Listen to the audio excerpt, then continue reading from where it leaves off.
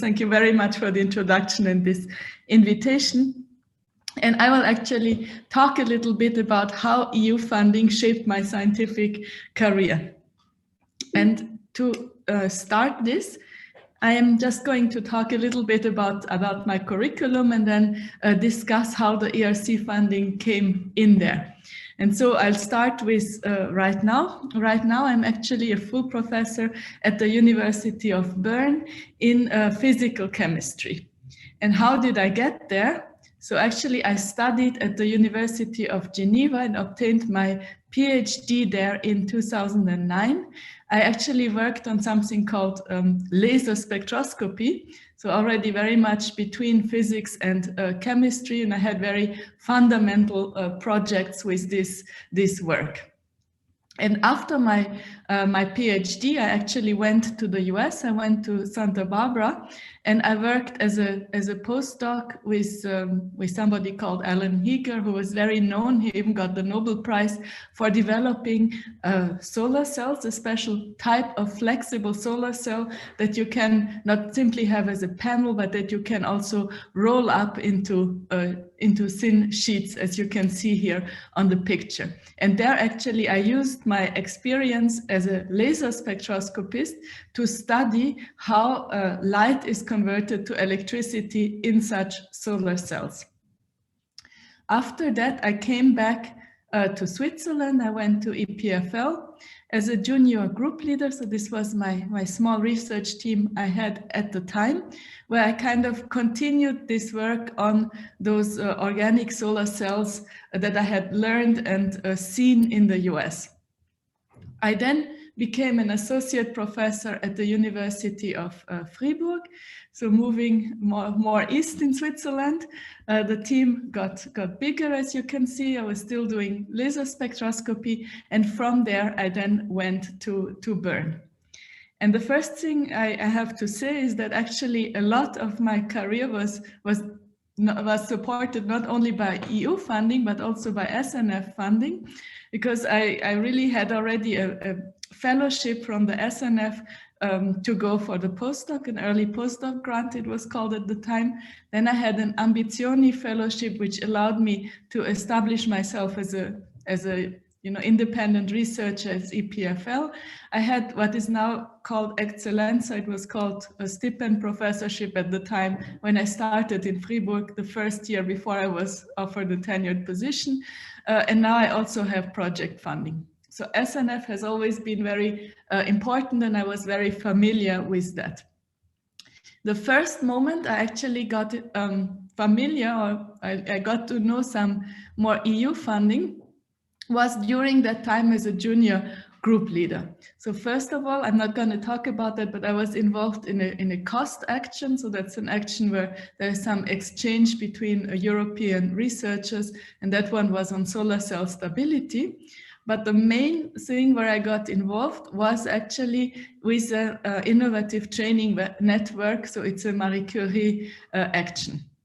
And what happened was that I went to a conference in 2012 in Lucca, and I was really completely unknown. I was really more of a postdoc, and nobody knew me. And so I was kind of really meeting people there that I didn't know before. And one of the persons I met was Sophia Hayes, who was an assistant professor at the University of Cyprus.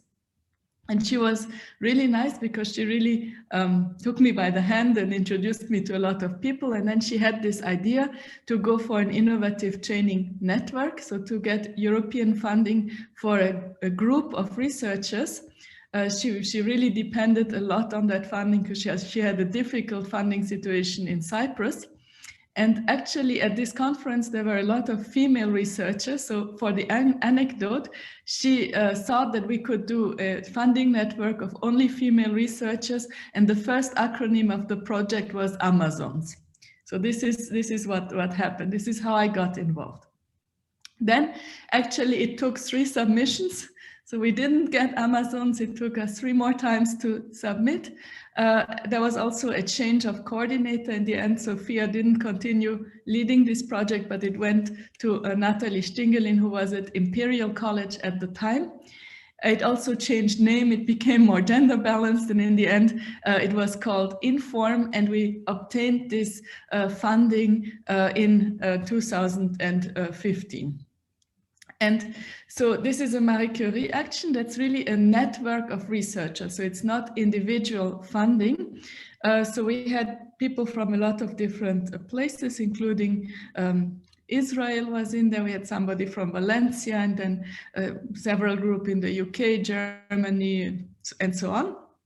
So we had this network of people who were all interested in those flexible materials and looked at them from different viewpoints.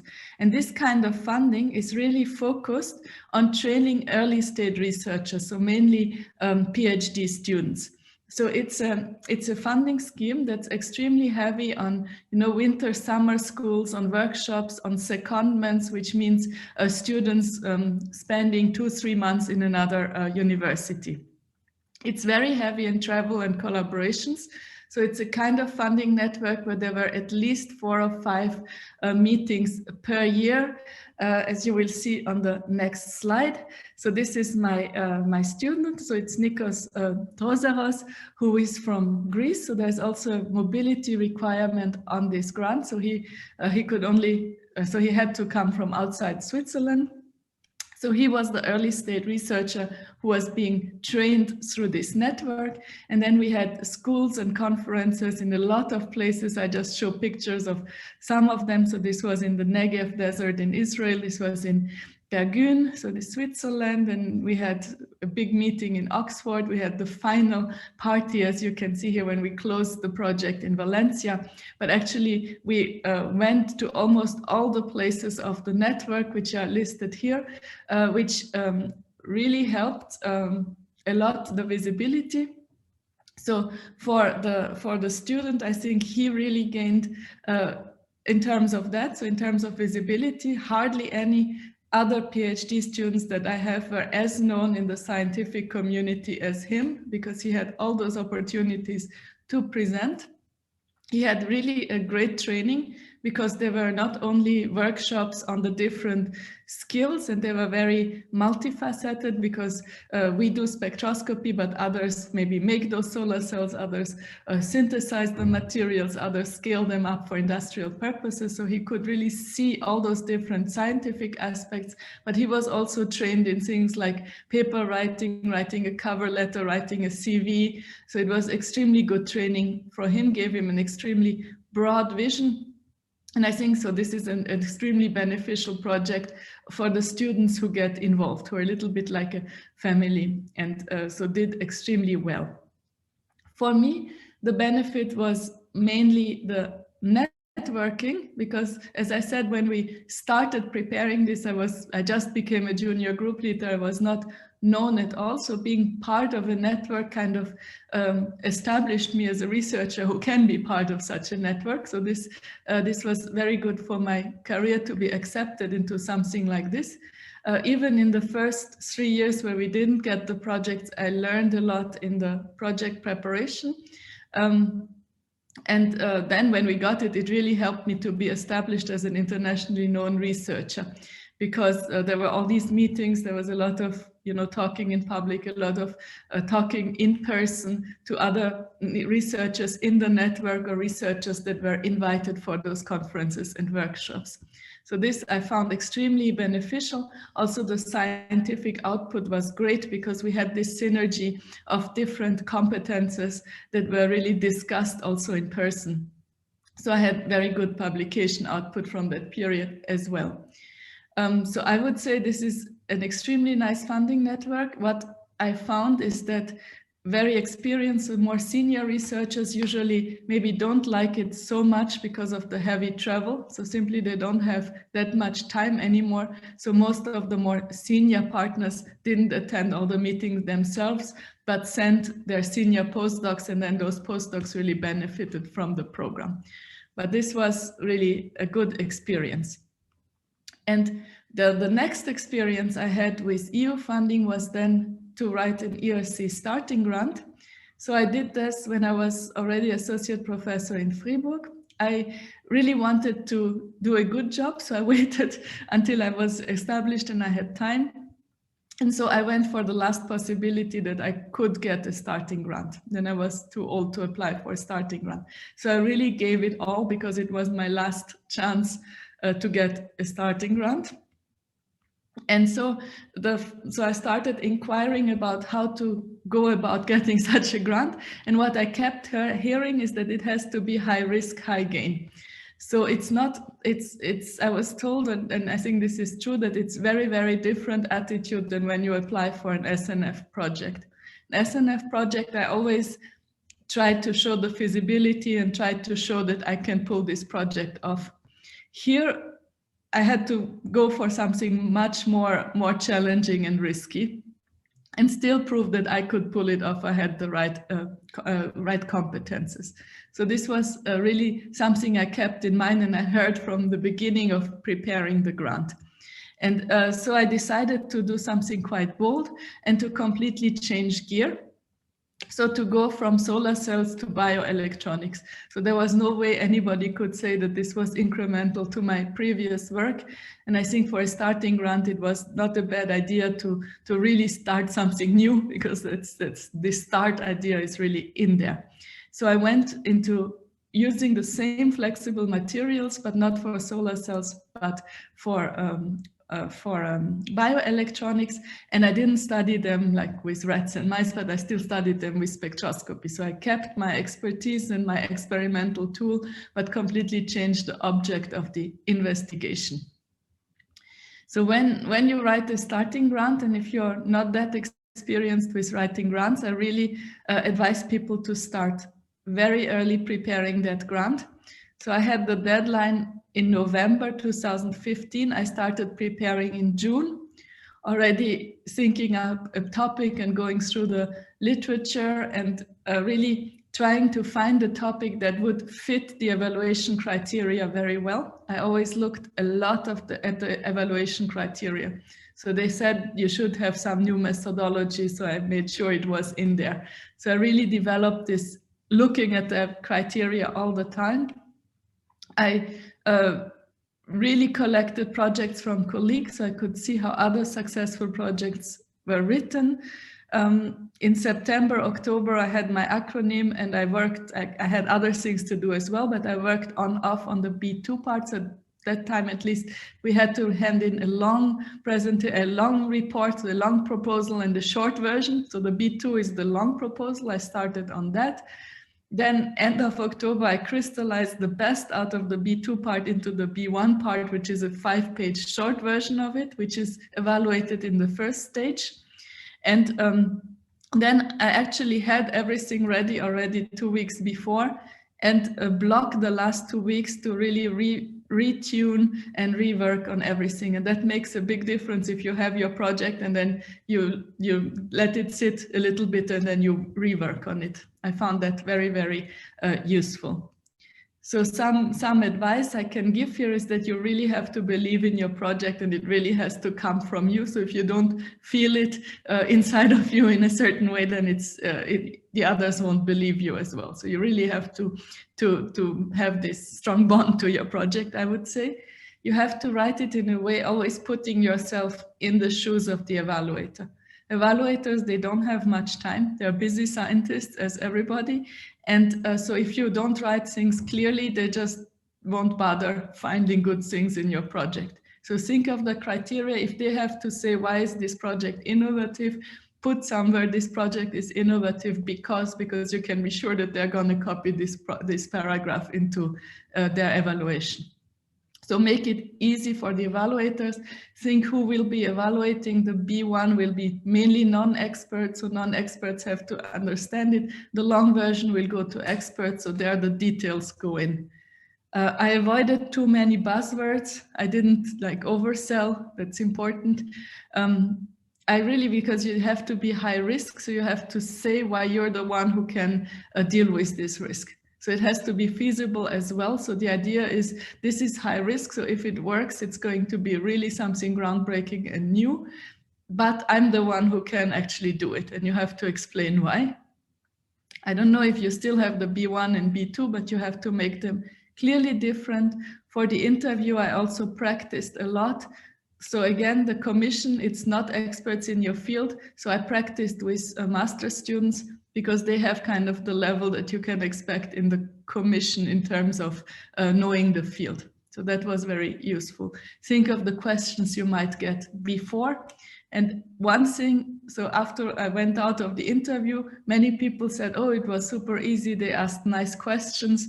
None of them got it. For me, they were horrible. And usually when they're horrible, that's a good sign. It's because they care. It's because they want to see how much you can defend your project. So don't despair if they are horrible in the interview. It's a good sign.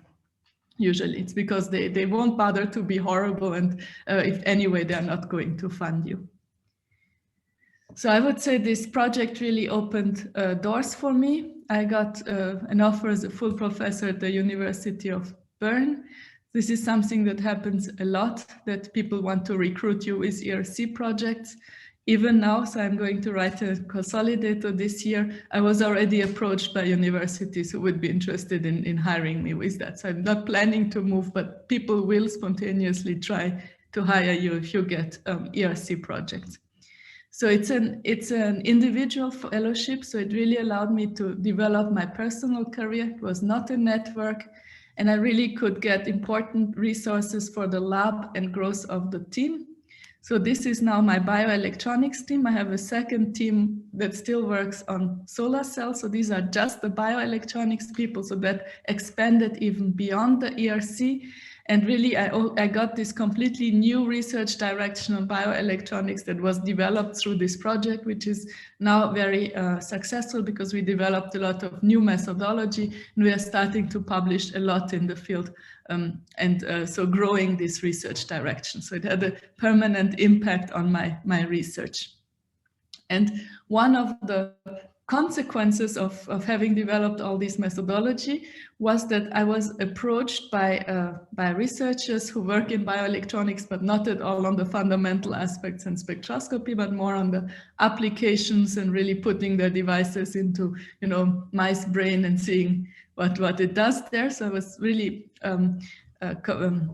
really contacted by leaders in the field, and they wanted to write an FET open grant, which is another type of European funding that deals with one type of transistors, bioelectronic transistors, where we have developed the methodology to study fundamental processes. And so we just got this FET Open project. So it started in February. So it just started this month. And this is about future and emerging technologies. And it's a multidisciplinary collaboration on really future technologies that should keep industrial leadership in Europe and tackle society's grand challenges in new ways. So this is very different from the ITN, which was focused on training. This is focused on developing technology. And here there is a team of leading bioelectronics researchers. So part of them are in Sweden, part of them are in Cambridge, some are in Italy. So there's this extremely strong group. There's still the collaborator from Israel who was already in the ITN, but it's an extremely strong and established group in bioelectronics. And the fact that I'm in that group really shows that that through my ERC, I could establish myself in that completely different field than the photovoltaics I used to do before. So I feel very honored to be part of this FET. And here we really go from synthesis via calculations to understanding, spectroscopic and microscopic understanding, to developing bioelectronic applications. So it's a very ambitious and challenging project over 5 years. It's led by Belgium. I'm actually leading a work package on all the fundamental research. And it started in February. One thing that I did is that I looked for people very early. So I already have a postdoc and a PhD ready now to work on the project. This was something in my ERC that took some time because it took me some time to recruit people, because it's not so easy to find people. So I started early to make sure that I have people working on the project once I start. And so the next step now, as I said, will be to write an ERC consolidator grant. I don't have the luxury to start as early as I did for the starting grant, because of course there are more things to do now. And here I really want to consolidate and innovate existing research. I won't go again for a completely new research direction, because that would dilute my interests too much, but I still want to innovate. And I need this grant somehow to maintain my current research capacity. I'm in the brainstorming stage, and I hope to know soon when the call is, because right now it's delayed, but I think it's sometime in April. So this is what I wanted to tell you. Thank you very much for your attention.